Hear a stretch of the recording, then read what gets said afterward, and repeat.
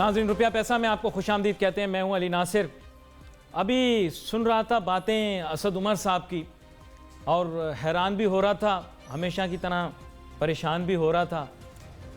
जनाबे वाला वो तारीफ़ कर रहे थे, अप्रिशिएट कर रहे थे चीफ़ जस्टिस साहब को। उनको करना भी चाहिए, बहुत सारे तारीख़ी फ़ैसले हुए हैं और चीफ़ जस्टिस साहब चंद दिनों में रिटायर हो जाएंगे। फिर उसके बाद मामला किसी और समत न जाएं, हमारी तवक्को भी यही है, उम्मीद भी यही है और सिलसिला इसी तरह चलता रहे बेहतरी की जानिब। फिर वो सीपेक के प्रोजेक्ट्स के मुतालिक भी बात कर रहे थे कि आगे चल के सीपेक के प्रोजेक्ट्स जो हैं वो भी शायद एक मुख्तलिफ समत लेंगे और जो सुस्त रवि की खबरें आ रही हैं वो के गलत हैं। पता मुझे भी है, पता आपको भी है, लेकिन कह मैं भी नहीं सकता और आप भी शायद सुन भी लें तो मानने को तैयार नहीं। वैसे बात तो वो रिपोर्टर ने सही की। मिनी बजट की जहां तक बात हुई, उन्होंने कहा जनाब सरमायाकारी और एक्सपोर्ट्स की बेहतरी आएगी, लेकिन मेरा ऐसा ख्याल है असद उमर साहब कहना ये चाह रहे थे शायद कि काम वही होगा जो माजी में भी हुआ और मेरे ख्याल से महंगाई में तूफान अवाम को एक्सपीरियंस करना पड़ेगा। महंगाई बड़ी तेज़ी से बढ़ेगी, हुकूमत की गलत पॉलिसियाँ, और इसके मुतालिक अब मैं ज़्यादा नहीं कुछ कहूँगा, मेरे पास चूँकि वक्त इतना नहीं है आज, लेकिन मैं इतना कह सकता हूँ कि हसन निसार साहब ने जो तज़किया दिया है असद उमर साहब के मुतालिक, मेरे ख्याल वो एक दफ़ा असद उमर साहब को ज़रूर सुन लेना चाहिए। और जो बातें हसन निसार साहब, जो कि इनके बहुत ही ज़्यादा हमदर्द और हिमायती तस्वुर किए जाते थे, जिस तरह उन्होंने इनकी इज्जत की है, मेरे ख्याल मैं अपने ऊपर ज़ब्त अगर रखूँ और उन अल्फाज का इस्तेमाल ना करूँ जो असद उमर साहब के मुतालिक उन्होंने कहें, तो मेरे ख्याल मामला कुछ और होंगे। फिर उसके अलावा आपको पता होगा डॉक्टर मशहूर Gulati, I am sorry, doctor Farooq Salim, sorry, पता नहीं क्यों उनके मुतालिक सोचकर मुझे डॉक्टर मशहूर गुलाटी पड़ोसी मुल्क के क्यों याद आ गए। वो भी खैर पलट के दोबारा पीटीआई के हमदर्द बन चुके हैं और जो 2 हफ्ते उनकी वजह से पीटीआई की बैनुल अक़वामी सतह की बेइज्जती हुई है, उसको सब पीटीआई वाले भूल जाएंगे। लेकिन अगर मैं कहूं तो साला कैरेक्टर ढीला है, लेकिन अगर वो कहें तो कोई बात नहीं। हारून रशीद साहब की भी यही कुछ कहने वाले सिलसिले हैं। खैर, इस बारे में हम फिर बात करेंगे। मेरे साथ बहुत ही अहम मेहमान शामिल गुफ्तगू होंगे। तारुफ कराता चलूं जनाब जौहर अली कंधारी, साबिक चेयरमैन काटी और मारूफ जो है ताजिर सनतकार, और हमारे साथ मौजूद होंगे, और जनाब जाहिद शिनवारी साहब, साबिक सदर पेशावर चेंबर, हमारे साथ होंगे। गुफ्तगू का आगाज़ करता हूँ जनाब जौहर अली कंधारी साहब आपसे। जौहर अली कंधारी साहब, बात यह अवाम बहुत ज़्यादा परेशान है। मैंने प्रोग्राम से पहले भी आपसे जिक्र किया, बहुत सारे मसाइल हैं, रोज़ जिक्र करता रहता हूँ। अब ताजरों के मसाइल की नोयत तब्दील हो गई। मैं चाहूँगा उसके मुतालिक अब बताएं, पहले लॉ एंड ऑर्डर का इशू था, पहले दीगर किस्म के मसाइल थे, अब वो इशू रिजॉल्व हो गए, अब नए मसाइल क्या हैं? सबसे बिस्मिल्लाहिर्रहमानिर्रहीम। सबसे पहले तो बहुत शुक्रिया, जिस तरीके से आपने इंट्रोडक्शन दिया, स्टार्ट लिया प्रोग्राम में, तो शेर याद आ गया कि कड़वाहट भर दी है रग रग में आपने। अब मैं क्या बात करूं मीठी ज़बान में, क्योंकि आपने तो माहौल ही ऐसा बना लिया बात करने का, मजबूरी है। लेकिन देखें, मसाइल अगर आप पिछले माजी के 5-5 साल की दोनों हुकूमत के देखें और इस मौजूदा हुकूमत के 2-4-5 महीने उसमें देखें, तो कोई खातर खा तब्दीली ना पहले नज़र आई, ना पिछले 5 साल की पीपल्स पार्टी के दौर में, ना फिर नून लीग के दौर में, और अब मौजूदा दौर में मसाइल वहीं के वहीं हैं, चीज़ें वहीं की वहीं हैं।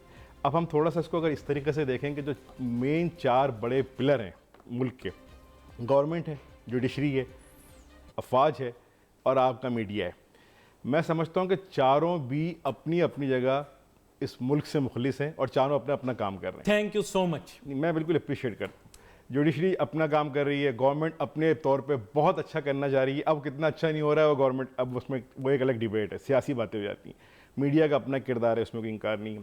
और इस तरीके से जो अफवाज पाकिस्तान का, अब तो यहाँ तक कि जो उन्होंने और मसाइल के साथ साथ पिछले दिनों चीफ साहब ने ताजिर बरादरी से मुलाकात की और उनके मसाइल भी सुने। मतलब everyone is concern for this government और दिस हुकूमत और इस मुल्क के लिए।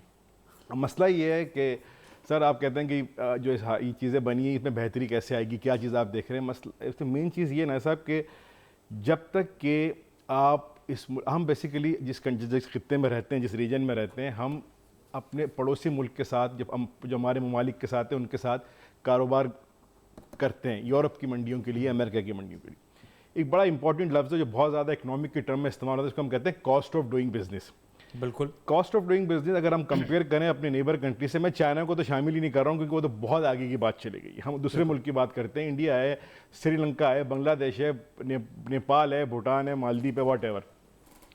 हम इनसे 38 से 40% हाई हैं कॉस्ट ऑफ डूइंग बिजनेस में। 38 से 40%। अब आप बताएंगे क्या इस दौर में जब पूरा का पूरा कारोबार एक सेल फोन, मोबाइल फोन पे होता है, इतना एक एक सेंट, 5-5 सेंट के ऊपर सौदे कैंसिल होते हैं, 38 से 40% हम ज़्यादा कॉस्ट ऑफ डूइंग बेयर करके क्या compete कर सकते हैं?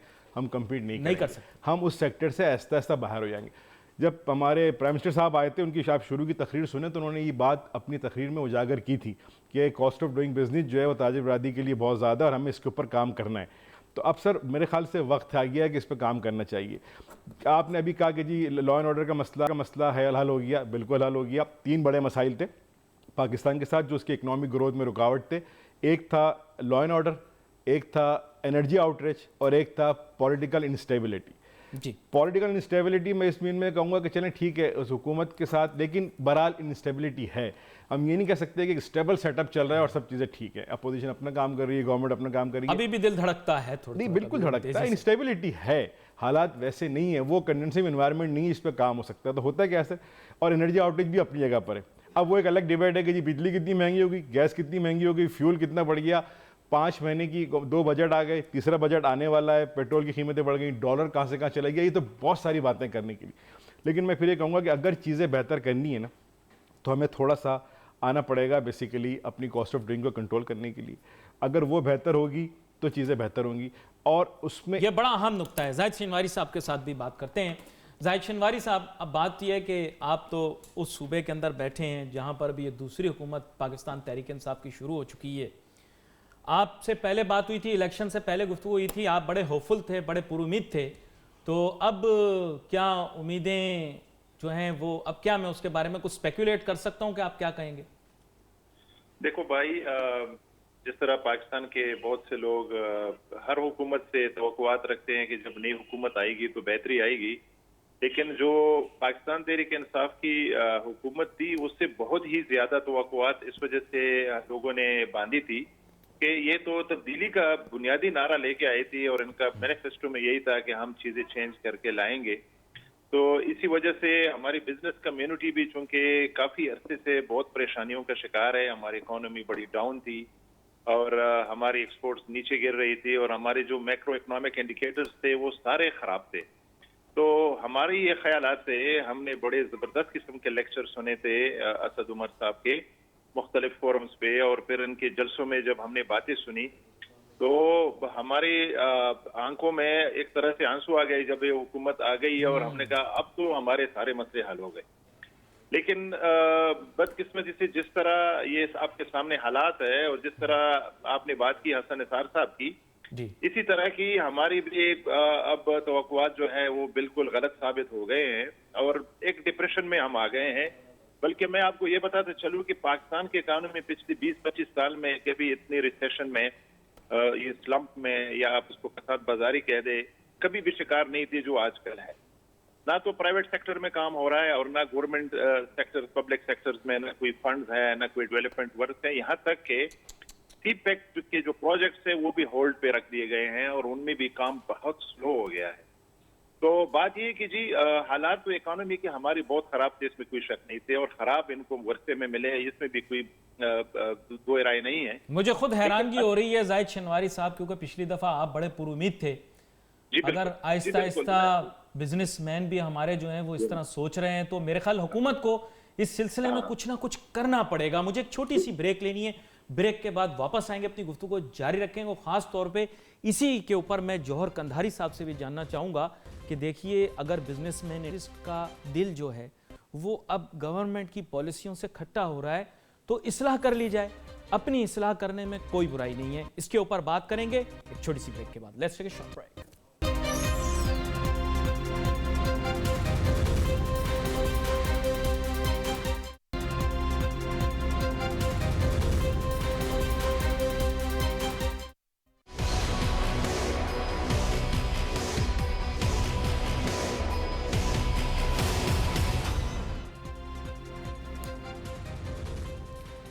नाजरीन, वेलकम बैक आफ्टर ब्रेक। गिला अपनों से ही होता है, परायों से तो नहीं होता। पाकिस्तान तहरीक इंसाफ वाले, हुकूमत वाले कभी कभार नाराज़ हो जाते हैं, कहते हैं कि मैं इतना जहर उगलता हूँ आके, ऐसा महसूस होता है कि मैं उनके ख़िलाफ़ बात कर रहा हूँ। लेकिन यकीन करो, गिला अपनों से ही होता है, परायों से तो नहीं होता।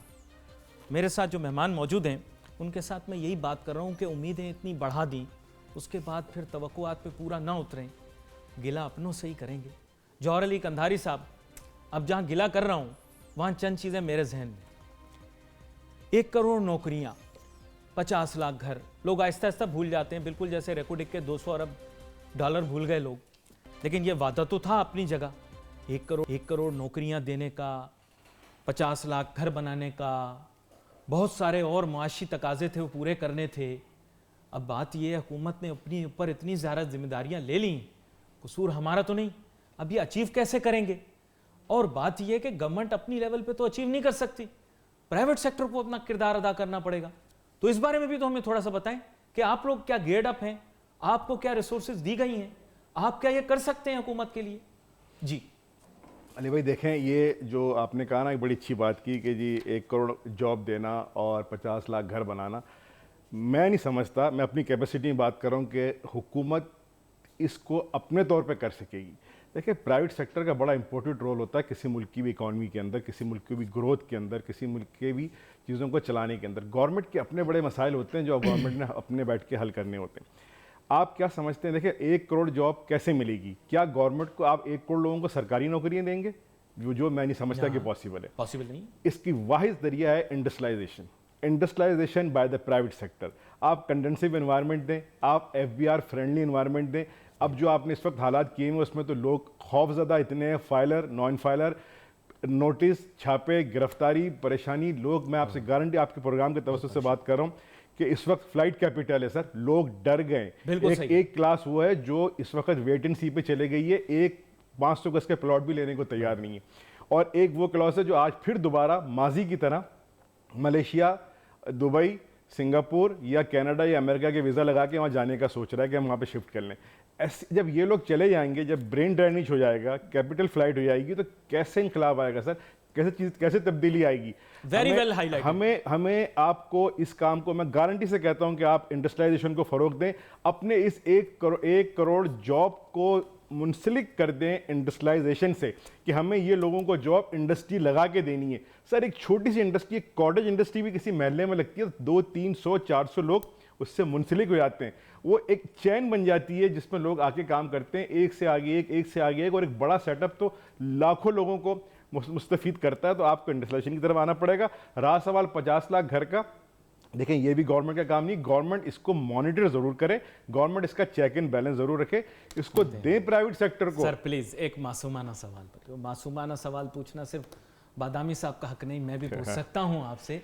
बात यह कि सर अभी तक कितने बने? 50 लाख नहीं बने सर अभी। तो जो मेरी इन्फॉर्मेशन है, नहीं, दिल फिर इन चीजों से दुख जाता है ना, फिर फिर गिला बंदा अपनों से करता है। नहीं, अभी ये वही, इसकी पोजीशन भी वही है जो कि और चीजों के लिए हो रही है कि जी अभी हम कुछ टाइम चाहिए ताकि हम अपनी चीजें बेहतर कर लें। सर, आप मलेशिया का आपने जिक्र किया, आप मलेशिया गए हैं, महातिर मोहम्मद साहब ने कैसे काम करते हैं?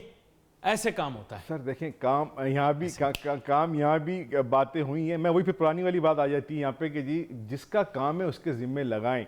आप प्राइवेट सेक्टर को बुला के, इतने बड़े बड़े यहाँ पे डेवलपर्स, बिल्डर, कॉन्ट्रैक्टर बैठे हुए, आप उनको अपना प्रपोजल दें, उनसे शेयर करें। मैंने फिर कहा कि गवर्नमेंट मॉनिटरिंग करें, उसको चेक इन बैलेंस करें। लेकिन जब तक the fourth dimension is time, tick tock ये जो टाइम है ना सर, बड़ी जालिम चीज है। ये कोई शक नहीं है कि देखते देखते 4-5 महीने तो गुजर गए और आगे आधा साल हो जाएगा बात करते करते, तो चीजें वाकई मुश्किल है। अभी तक पॉलिसी बन गई है लेकिन अभी तक इम्प्लीमेंट नहीं हुई। जाहिद शिनवारी साहब, आपकी आवाज में मुझे दर्द भी महसूस हो रहा था। एक मुहिब वतन पाकिस्तानी की तरह आपके जज्बात को भी मैं समझ पा रहा हूं, लेकिन बात यह है कि हुकूमत कहती है कि वक्त बहुत कम मिला है हमें। तो बात यह कि सर 10 कदम मिलते हैं, यानी कि 5 साल, उन 10 कदम में से 1 कदम तो चल लिए, अब तो टाइम वाकई में कम रह गया ना इनके पास। एक्शन तो करना पड़ेगा कि नहीं? बिल्कुल करना पड़ेगा। बात यही है कि जी हमें पता है कि हमारे जो इकोनॉमिक हाउस था वो बहुत बदतर हालात में था, डिसऑर्डर में था, या उस पर आग लगी हुई थी। लेकिन चीज ये है कि इस घर में जिसमें आग लगी हुई थी उसमें दाखिल होने से पहले क्या उनके पास कोई फायर फाइटिंग स्ट्रेटेजी थी कि नहीं थी? हमारी तो जो इनसे मुलाकातें हुई है जिससे मैं बहुत मायूस हुआ वो ये है कि इनकी तो डायरेक्शन ही नहीं है। ये तो अभी तक कोई ट्रैक पे है ही नहीं कि इसकी रिवाइवल करे और इकानमी को ठीक कर दे या हमारी बिजनेस कम्युनिटी और इंडस्ट्री के मसाइल हल कर दे। तो जो अफसोसनाक सिचुएशन है वो ये है कि अभी तक हमें उनकी कोई डायरेक्शन नजर नहीं आ रही है। वो सफर पे अभी तक रवाना ही नहीं हुए जिसका मंजिल हमारे इकानमी को बेहतर करना है। ये बड़ी अहम बात आप कर रहे हैं, लेकिन हमें वहीद अहमद साहब ने भी ज्वाइन किया है जो कि सदर FPCCI रहे हैं, बड़े मारूफ कारोबारी शख्सियत हैं शहर की। वेलकम करता हूं वहीद अहमद साहब आपको भी। जी अस्सलाम वालेकुम जी, बहुत बहुत शुक्रिया नासिर साहब। वहीद अहमद साहब वालेकुम अस्सलाम। और साथ में मुझे थोड़ा सा ये बताइएगा, अभी जाहिद शिनवारी साहब भी हमारे साथ मौजूद हैं, जौहर अली कंधारी साहब भी मौजूद हैं, और अब आपने भी हमें ज्वाइन किया है। ना उम्मीदी सी छलक रही है जाहिद शिनवारी साहब की बात से, और मस्बत जो आगे इकदाम लेने चाहिए वो जौहर अली कंधारी साहब ने बताए, लेकिन ये भी यही कह रहे हैं कि प्राइवेट सेक्टर का इसमें किरदार होगा जो हुकूमती पॉलिसी को इंप्लीमेंट करना है। इसके बारे में आप भी थोड़ा सा बताएं कि इंप्लीमेंटेशन किस तरह से हो ताकि तिजारत और सनत में फरोग हासिल हो सके। देखें, इम्प्लीमेंटेशन तो बड़ा जरूरी है, जाहिर बात है। जो बातें हो रही हैं, अगर इम्प्लीमेंटेशन ना हो तो फिर काम क्या। देखिए, हमारे यहाँ मुल्क के अंदर ना लोगों को तवज्जो दी जाती है, लोग स्ट्रांग होते हैं। जब तक सिस्टम स्ट्रांग नहीं होंगे ना तो हम तरक्की नहीं करेंगे। अगर आप जो भी तरक्कीदार मुल्क देखेंगे वहाँ जो है ना सिस्टम मजबूत किया जाता है। अगर आप सिस्टम मजबूत करेंगे तो हमेशा के लिए रहेगा। यहाँ जो आती है पॉलिसी, या कोई बंदा आता है अच्छी जगह पे बैठता है, वो चीज़ों को अच्छा करता है, जैसे ही जाता है तो चीज़ें आगे पीछे हो जाती है, क्योंकि वो बंदे ने तो काम तो किया होता है मगर सिस्टम को मजबूत नहीं किया होता। तो इसी तरीके से सिस्टम को स्ट्रांग करना चाहिए। इसी तरीके से हमारा मिनी बजट जो आ रहा है इसके अंदर क्या जो बातें आ रही कि जी बिजनेस फ्रेंडली होगा, और इसके अंदर काफ़ी जो है स्टॉक एक्सचेंज को भी काफ़ी बेनिफिट होगा। उसमें काफ़ी बात ये कि मैं ये कहता हूँ बिजनेस फ्रेंडली भी हो मगर पब्लिक फ्रेंडली भी होना चाहिए, क्योंकि अगर अभी की बात है, अगर देखूं पाकिस्तान के अंदर चीज़ों को, अगर आप देखेंगे यूज चीज़ों के ऊपर ज़्यादा सेल होना शुरू होगी। इसके बाद लोगों के पास बाइंग पावर नहीं है कि वो चीज़ें खरीदें। अगर आप बिजनेस फ्रेंडली हो जाते हैं, अगर बिजनेस को फ़ायदा हो जाता है, अच्छी बात है, मगर बात है कि जब तक लोगों के पास बाइंग पावर स्ट्रांगली नहीं होगा तो आप किस तरीके से आगे बढ़ेंगे। तो आपकी जो बाइंग पावर भी स्ट्रांग होना चाहिए, क्योंकि अगर आपकी जो सैलरी आज 15,000 है तो उसको इंक्रीज होना चाहिए। तो 15,000 है मगर चीज़ें महंगी हो रही है। हमारी डायरेक्शन जो है, अभी जो हुकूमत हमारी है, जो 5 महीने हो गए हैं, हमें नहीं समझ आते हैं डायरेक्शन किस तरफ है उनके। कभी इधर हो जाते हैं, कभी इधर हो जाते हैं। देखें, हमें ईज ऑफ डूइंग बिजनेस होना चाहिए। हमारी कॉस्ट ऑफ जो प्रोडक्शन है वो बेहतर होना चाहिए। वन विंडो सोल्यूशन होना चाहिए। मैं आपको अपनी मिसाल दूं, अगर मैं अपनी फ्रूट एंड वेजिटेबल को एक्सपोर्ट करता हूँ, मुझे एक फाइटो चाहिए, मुझे कस्टम पे जाना है, मुझे उधर जाना है, एक एक्सपोर्टर को इतनी परेशानी होती। तो इतने इश्यूज बने हुए हैं कि अब उसको हल किया जाए। ईज ऑफ डूइंग जो इस हुकूमत ने कहा है कि जी ईज ऑफ डूइंग बिजनेस है वो हम आसान करेंगे, क्योंकि हमारी कॉस्ट ऑफ प्रोडक्शन को नीचे लाने के लिए। आज तो हमारे हर चीज़ के इश्यूज हैं, मगर बात है कि हम होप नहीं, हम ये कहेंगे कि ये हुकूमत 5 महीने हुए हैं कि हम कुछ कह दें, मगर बात है कि मैं ये कहूंगा अगर जून तक इनके अगर रोड मैप और डायरेक्शन चाहिए। मेरे पास वक्त कम है। जौहर अली कंधारी साहब, आपने बात सुनी, वहीद अहमद साहब ने बताया कंटिन्यूटी की जरूरत है, सिस्टम को स्ट्रॉन्ग करने की जरूरत है। बाइंग पावर यहाँ है नहीं, वन विंडो ऑपरेशन शुरू नहीं हुआ। मुख्तसर सा एक जो है वो तजिया इस पर पेश कर दें, फिर उसके बाद मुझे, क्योंकि वक्त कम देखें, मैं फिर अपनी, क्योंकि मैं इंडस्ट्री को रिप्रेजेंट करता हूं तो मैं उसी हवाले से बात करूंगा जिसे मैंने पहले कहा। मैं फिर आपसे कहता हूं कि एक कंडेंसिव एनवायरनमेंट देना होगा आपको, इंडस्ट्री को फ़रोग देना होगा, एक्सपोर्ट्स के तमाम जो डायनामिक्स हैं उसको समझना होगा कि हम जिस खित्ते में बैठे हैं कॉस्ट ऑफ डूइंग बहुत ज़्यादा बेयर कर रहे हैं, नेबर को कम्पीट नहीं कर पा रहे, कैसे एक्सेस करेंगे। डॉलर हमारा इस 5 महीने में बदतरीन सतह पर डिवैल्यू हुआ जिसने पूरा निज़ाम दरम बरम कर दिया है। मॉनिटरी अगर आप बात करें तो इंटरेस्ट रेट इसमें बढ़ा है, गैस की कीमतें इसमें बढ़ी हैं, और बिजली के नर्ख इसमें बढ़े हैं। इसके अलावा देखें, ये चीज़ें ना थोड़ी सी इंस्टेबिलिटी शो करती है। इन हालात में कारोबार आदमी घबराता है काम करते हुए। और ये बड़ी अहम बात की है, और इसके ऊपर जो है मजीद गुफ्तगू भी करनी है। आप तीनों मेहमानों की मुझे जरूरत दोबारा से होगी अगले आने वाले दिनों के अंदर। जौहर अली कंधारी साहब, खास तौर पे जो आपने हाईलाइट किया प्रॉब्लम के FBR वालों का, तो मैं चाहूंगा FBR वाला प्रॉब्लम भी अगली दफा डिस्कस हो, और कुछ रियल एस्टेट के इशूज भी हैं वो भी हम डिस्कस करेंगे आगे आने वाले दिनों के अंदर। We wait for your message on Facebook. यहाँ पे अली नासिर, हमारी टीम को इजाजत दीजिए। अल्लाह हाफिज़।